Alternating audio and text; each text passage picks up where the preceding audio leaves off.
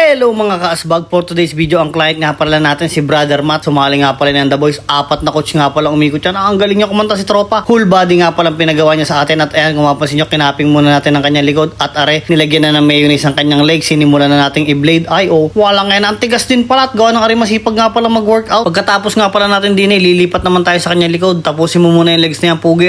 Para nakatatlong balik ako sa sobrang tigas. Ay oh, kitang-kita nyo naman mga kaasbag. Walang yan na ay. At iyon, tapos na nga pala tayo sa kanyang legs. Are, tanggalin mo muna lahat ng cupping na yan, pogi. Ay, oh. Ay, pulang-pula naman ang likod ni tropa. Siya, lipat mo muna sa kanyang legs. Ayan, 10 to 15 minutes nga pala ulit yan. Lagay mo muna lahat yan, pogi. Simulan na natin lagyan ng mayonnaise. At yun na, sinimulan na nga ni tropa. Ay, wala nga kami nagkukwentuhan diyan. Tigas naman ang likod, Wala, kala mo'y kahoy. Ito nga pala yung lagi niyang dinadaing sa kanyang rear delts at saka rhomboids. Ay, oh, ayun ang ating binubugbog maigi. Oh. Pansin nyo tayo nakatatlong balik sa kanyang rear delts at sakit daw pag siya nagwo-workout. Tigas at ayun, tapos na nga pala 10 to 15 minutes sa kanyang legs. At ayan, kitang-kita nyo naman kung gaano kalayo yung pinagkaiba. Ay, paano? Salamat sa panonood. God bless.